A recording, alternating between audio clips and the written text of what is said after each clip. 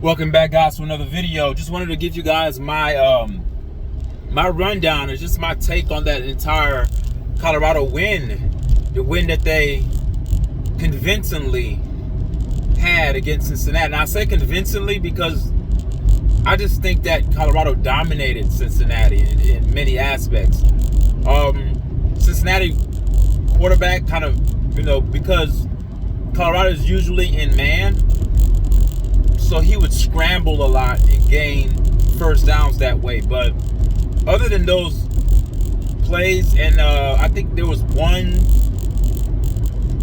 I believe there was one busted play from Colorado that I didn't like. But other than that, they played well. I'm very impressed. They're 6-2. So we have to give kudos to Coach Prime and what he's doing in Colorado. Now, some of you guys' response to me is that, oh, you keep your same energy, keep hating. I never hated. I critiqued what I saw earlier, and I told you guys before on past videos that criticism, whether you deem it to be constructive or not, that's beside the point.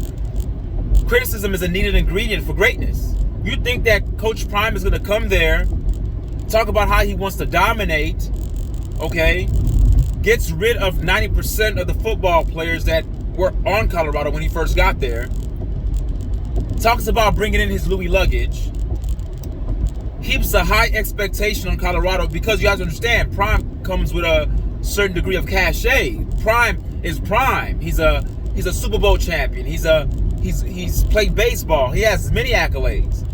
Great athlete. He's won in high school.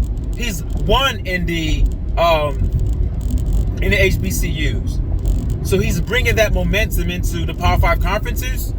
And you guys think that we're all supposed to just sit there and watch everything he does as if everything he does is beyond reproach? That's ridiculous. If he did things that didn't make sense to us, people were going to critique. And I say us because there were many people out there who sounded just like me. There were many people out there who had the same sentiment toward the things that they saw Coach Prime doing. Whether it was all the antics on the sideline, bringing in all the celebrities and rappers and all that stuff. If you're not winning games, and that's the way you're starting off, you're going to have criticism. And the first year, every team brought their best game out against Colorado. Every team had their maximum effort against Colorado, because to the opposing teams, Colorado was like their Super Bowl. They were like, hell, we got to beat this team because all eyes is on Prime and the Colorado Buffs. So the criticism was warranted when the team was heavily pass-centric. So let's play the same game you guys are playing with me, since you guys want to say that I'm all of a sudden changing my tone. No, you guys are changing your tune, because when I was the one saying that they needed to be more balanced. I was the one upset that they kept on being pass-heavy. Okay? I was the one talking about Coach Prime instituting daddy ball. And those things were true. You say, well, Literary Pharaoh, how do you know they were true? Because, as you can see, the difference in their games is that when they're more balanced, they look like a more competent team. That's without question.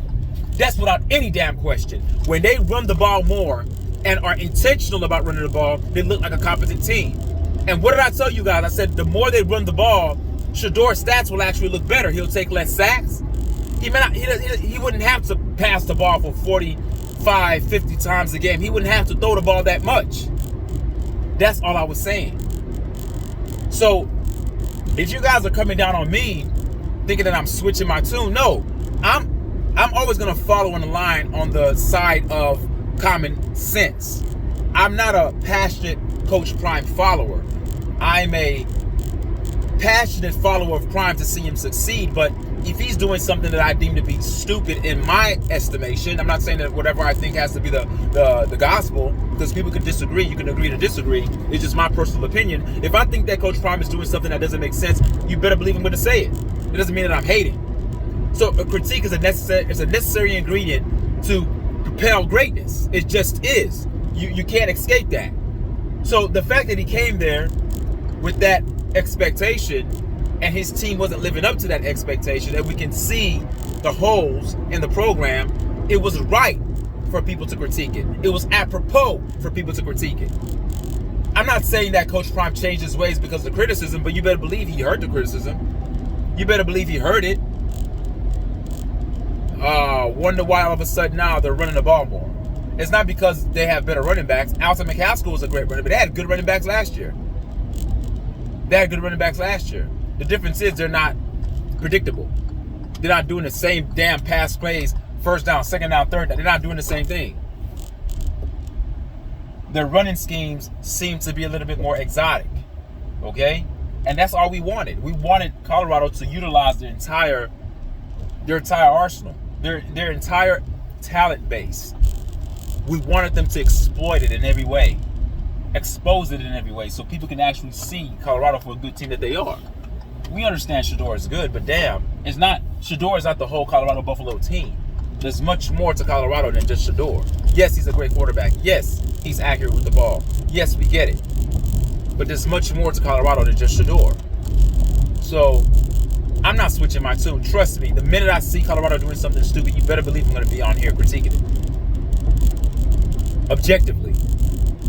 Unadulterated, though. I'm not going to hold back and say, well, no, I'm not going to do that. I'm not an apologist for Coach Prime. Like, I want him to succeed because I'm following them. Like, that's why I get angry. I told you guys before, if I'm passionate about something, I'm highly likely to critique the things that I don't like with something that I'm passionate for. Like, I'm passionate for my kids. I'm passionate with my wife. So if there's certain things that happen in my household, if they don't go right, I'm going to speak out against it in anger to a certain degree because I want it right. Because I have passion towards that. But if I was indifferent and I have a high degree of apathy towards my family, then I wouldn't care. I wouldn't say anything. So in actuality, people who are critiquing Prime actually are rooting for Prime. You guys don't see it because you guys are blind, emotional sycophants, and you guys only want to hear positive things about Colorado Buffaloes and Coach Prime. That's not reality, folks. We got to grow the hell up. Grow the hell up. You guys are acting like little kids. Little kids are the ones that can't take criticism. They can't take it well. It's a underdeveloped construction of the brain when you can't take criticism at all. You can't take it when somebody tells you no, or somebody says no, that was not right, and you just break down. That's a chemical imbalance in your biochemical structure. There's something wrong with you. You guys are too damn old to call people haters and just generalize people as haters if people have something to say negative about Coach Prime and Colorado Buffaloes.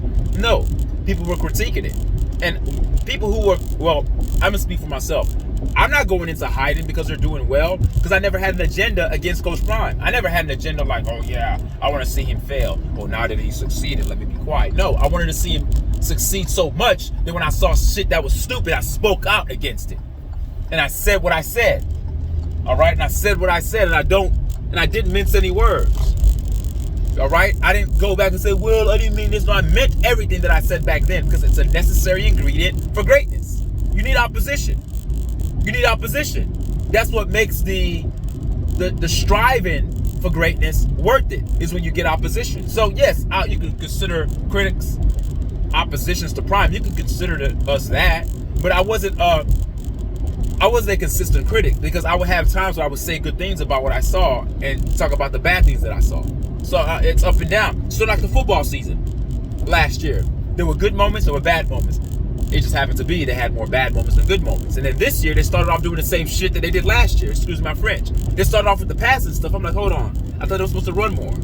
It wasn't until about maybe the fourth or fifth game that I started to see them running the ball more. And you can hear the sportscaster say it. The broadcaster said it. He said, hell, hold on. If people thought that Colorado were explosive with their passing game, whoa. If they get a running game, look out. Look out. That's all I wanted. That's all we wanted, folks. We didn't want Shedeur back there patting the ball, throwing the ball 50 times a game, just to bloviate his stats to be in the Heisman talks. Nobody gives a damn about Heisman. We want team success above individual success. Let individual success come as a symptom of team success. First, you strive for team success. If the Heisman comes organically through your team success, then take it. If it doesn't, it's okay. Your mission to come to Colorado wasn't to win a Heisman. It was to win games, win bowl games, to possibly contend for a national championship. That's what coming to Colorado, that was the purpose. That's what you come to Colorado for. Not, oh, I'm going to come to Colorado, come to a Power 5 conference team so I can get so we can get most of our games played on television, so people can see my stats, and then I can be in the Heisman talks. That's selfish, and that's what I was calling it out earlier. This is daddy ball. This is a dad who loves his son, who knows his son is good, and he wants the ball in his son's hands. That's what you call daddy ball. But Coach Prom's not doing that anymore. He's reverting back to common sense. And when he reverts back to common sense, everything's all good. Everything aligns. Everything's better. They win games. You're not going to hear criticism from me because they look dominant. They looked good.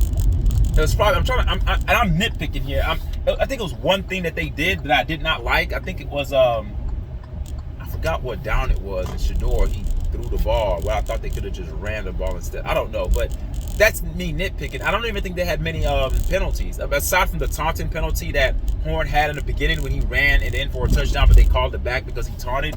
He threw the deuce sign, the peace sign, or the deuce sign to the opposing team as he ran by him. But in terms of them having like 12, 13, 16 penalties, no. They're cleaning that up. They're getting better. They still get penalties. They're not playing penalty-free football, which is very hard to do. But for overall, they're playing better, and I like what I see. Matter of fact, I love what I see. So they're 6-2. They're 2 games better than last year. Again, my prediction was that they were going to win about 6 or 7 games. But the way they're playing, they can win out. They can win out. I don't see a team because they're gaining momentum. It's winning is addictive. I talked about this earlier on earlier talks when I talk about Coach Prime and Colorado Buffs. When you win these games, it creates a heavy dose of momentum, and you start to learn more from your wins. That's why I'm a big proponent of learning from wins. I don't want to freaking lose and learn from a loss. What the hell is that? I want my morale high. I want my energy high. I want to learn from what I did. Whatever I did to win that game, I want to take that with me and take that to the next game. And the mistakes that I made in my win, I want to make sure I correct those. But nevertheless, the W is consistent. We want the W's. Okay, so I'm proud of Colorado Buffaloes. The team is playing better. Their defense. Oh, did you guys remember that fourth and 1 stop was critical? Like they said, the old Buffaloes defense wouldn't do that. I'm talking about the team from last year. Coach Prime's defense of last year wouldn't be able to stop them. But this year, their defense is playing a little bit better. I still wish they sometimes would mix it up with zone and man, because they predominantly always play man. And whenever they play running quarterbacks, they tend to get gashed with running quarterbacks because there's no extra man to account for the quarterback when you're playing man to man. So if the quarterback gets a vision and gets an opening, he's going to take full advantage of it and gain at minimum 8 to 12 yards. Before contact. So, yeah, man. So I'm proud of them. They're doing well. And this is what we expected. And I'm not criticizing them because there's nothing to criticize. But earlier on, you'd be an idiot to think that there was nothing to criticize. Heavy passing. There were games where the games were out of reach. He still had his son in the game getting blitzed and hit. I'm like, you're going to get your son killed, Prime. Take your son out of the game. There were certain things that even if Prime, if he's honest, if he looked back, he would say, yeah, I would do things a little bit different. But his pride won't let him say that, though. He won't say that. Because if he said that, then if he says anything like that, he'll prove his critics correct. And, we all know that Whitlock is one of his biggest critics. I'm not like a Whitlock. I think Whitlock deliberately gets on there to find out. I think that he's reaching. He reaches for criticism. I don't reach for criticism. I just call out the blatant I just call out the blatant things that look stupid, and I just call it out. I don't go deep and go into his personal life and talk about how he. No, I don't do all that. I think that's ridiculous to do. So I'm going to leave it there, guys. Great win, 6-2. They're looking good. And damn, man, I just wish they would have beaten Nebraska. They would have been. Yeah, but anyway, it's okay. Okay. 6-2. They're learning from their wins and they're learning from their losses, and that's what we want to see. So, all right, thank you guys for listening in. That's my take on the game, and we'll see. Can Colorado continue this winning streak? Can they move to 7-2? This is good stuff. All right, thank you guys for watching. Leave a comment to me what you guys think. All right, peace. Remember, your health is your wealth.